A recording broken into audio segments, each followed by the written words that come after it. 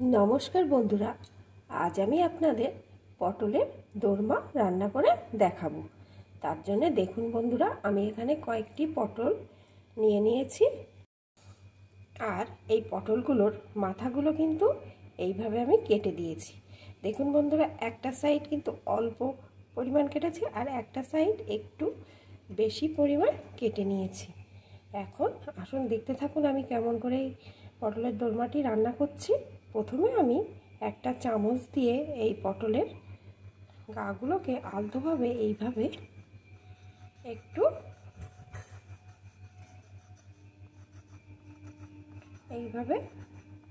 একটু করে ছুলে নেব। বেশি ডিপ করব না, সামান্যই আলতোভাবে করে নেব যাতে পটলের উপরের একটা পর্দা উঠে আসে।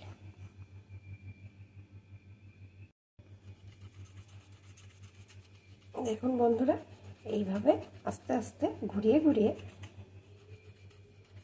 সব পটলগুলো এইভাবে করে নিয়ে ফিরে আসছি। সবটা দেখাতে হলে ভিডিওটা অনেক বড় হয়ে যাবে। সব পটলগুলো আমার আঁচড়ে নেওয়া হয়ে গেছে, তারপরে আমি ভালো করে ধুয়ে নিয়ে নিয়েছি। এখন আমি একটা পটল নিয়ে নিয়েছি।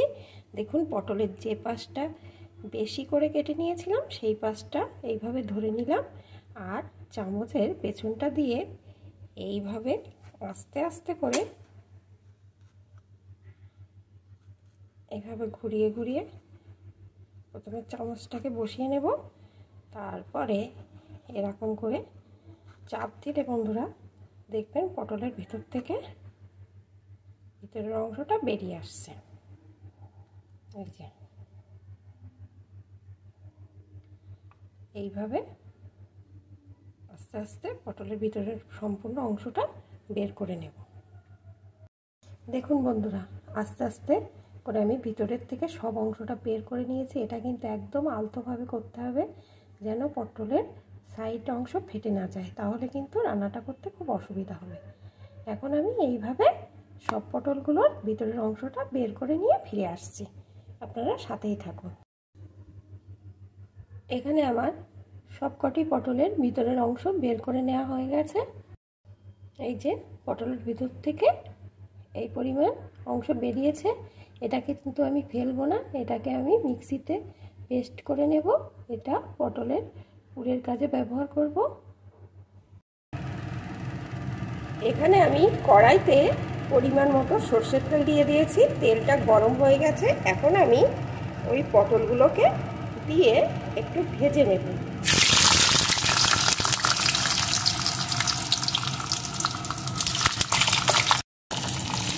একটু লবণ দিয়ে দেবো।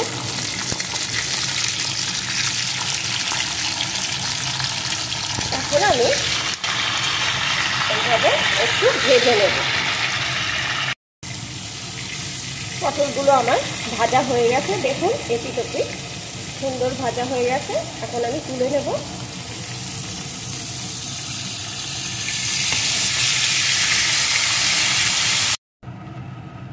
পটল ভাজাগুলো তুলে নিয়েছি।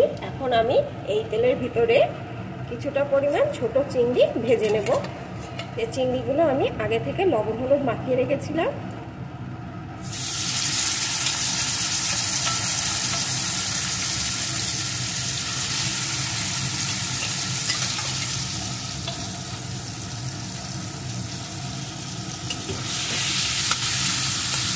চিংড়িটা কিন্তু আমি বেশি কড়া করে ভাজবো না, সামান্যই ভাজবো, নাহলে চিংড়ি মাছ শক্ত হয়ে যায়, আপনারা সবাই জানেন। চিংড়ি মাছগুলো আমার ভাজা হয়ে গেছে। এখন আমি একটি পাত্রে তুলে নেব। চিংড়ি মাছ ভাজাগুলো আমি তুলে নিয়ে আর একটু তেল বসিয়ে দিয়েছি। এখন আমি পটলের পুরটি তৈরি করে নেব। তেলটা গরম হয়ে গেছে, এর মধ্যে দিয়ে দিলাম একটা পেঁয়াজ কুচি,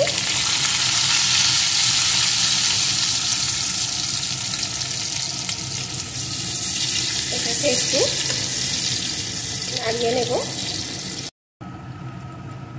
এখন দিয়ে দেব কয়েকটা রসুন আর কয়েকটা কাঁচা লঙ্কা বাটা।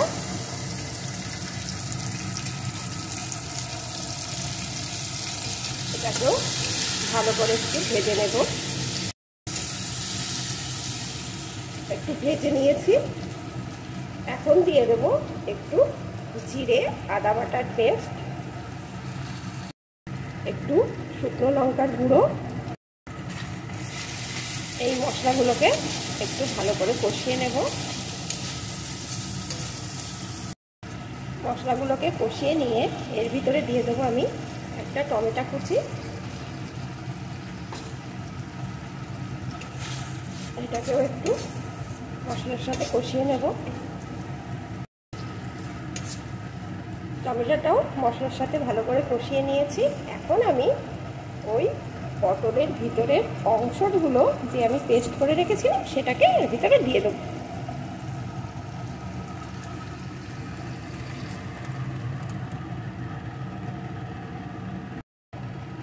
এর সাথেই দিয়ে দেবো পরিমাণ মতো লবণ। লবণটা কিন্তু একদম বুঝে দিতে হবে।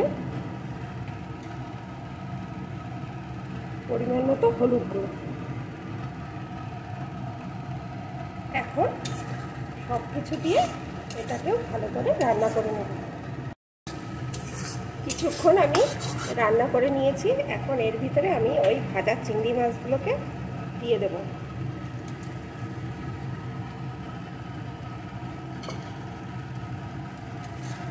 আবারও কিছুক্ষণ রান্না করে নেব। চিংড়ি মাছটা দিয়েও অনেকক্ষণ রান্না করে নিয়েছি। এখন আমি এর ভিতরে দিয়ে দেবো সামান্য একটু চিনি।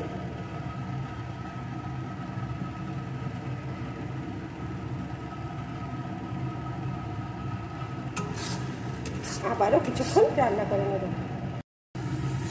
এখানে আমার পুরটা রেডি হয়ে গেছে। এখন নামিয়ে ঠান্ডা করে নেব, তারপরে পটলের ভিতরে ভরে নেব।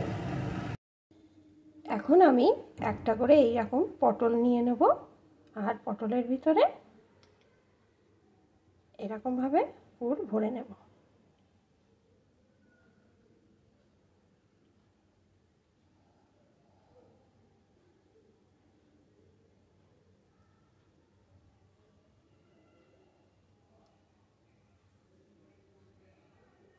এরকমভাবে পুর ভরে নেব। পুরোপুরি ভরবো না, কারণ আমি পটলের মুখ কিন্তু আটকাবো না। এইভাবে অর্ধেক অর্ধেক পরিমাণ পুর দিয়ে পটলগুলোকে ভরে নেব। এইভাবে আমি সমস্ত পটলগুলো ভরে নিয়ে আসছি, আপনারা সাথেই থাকুন। সব পটলগুলোই আমার পুর ভরা হয়ে গেছে। এখন আমি এগুলোকে রান্না করে নেব। এখানে আমি আবারও কড়াইতে সর্ষের তেল বসিয়ে দিয়েছি। তেলটা গরম হয়ে গেছে। দিয়ে দেবো একটা তেজপাতা, একটু গোটা জিরে। এগুলোকে একটু লাল লাল করে ভেজে নেব। ফোড়নগুলো একটু লাল লাল হলে দিয়ে দেবো একটা পেঁয়াজ কুচি। পেঁয়াজ কুচিটা একটু লাল লাল হলে দিয়ে দেবো রসুন আর কাঁচা লঙ্কার পেস্ট।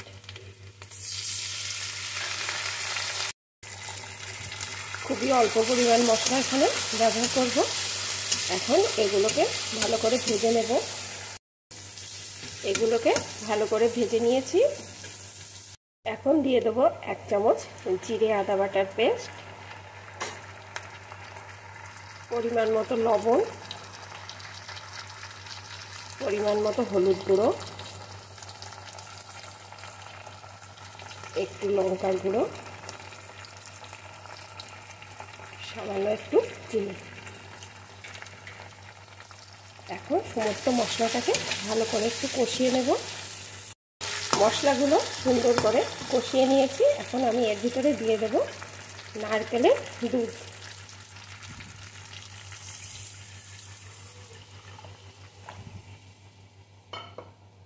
এখন এটাকে ভালো করে কিছুক্ষণ ফুটিয়ে নেব। ভালো করে বেশ কিছুক্ষণ এটাকে ফুটিয়ে নিয়েছি। এখন এর ভিতরে দিয়ে দেব একটু গরম মশলার গুঁড়ো। এবার একটু নাড়িয়ে নিয়ে ওই পুর ভরা পটলগুলোকে এর ভিতরে আস্তে আস্তে দিয়ে দেব।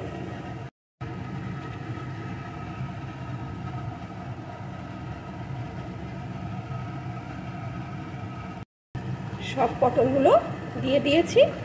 এবার আস্তে আস্তে পটলগুলো এইভাবে নাড়িয়ে দেব। এখন আরও কিছুক্ষণ এইভাবে ফুটিয়ে নেব। পটলগুলো দিয়ে বেশ কিছুক্ষণ রান্না করে নিয়েছি। পটলগুলো তো আগেই ভালো করে ভাজা ছিল। এখন পটলগুলো সুন্দর সিদ্ধ হয়ে গেছে। এখানে আমার রান্না হয়ে গেছে পটলের দোরমা। এখন একটি পাত্রে আমি এটা নামিয়ে নেব।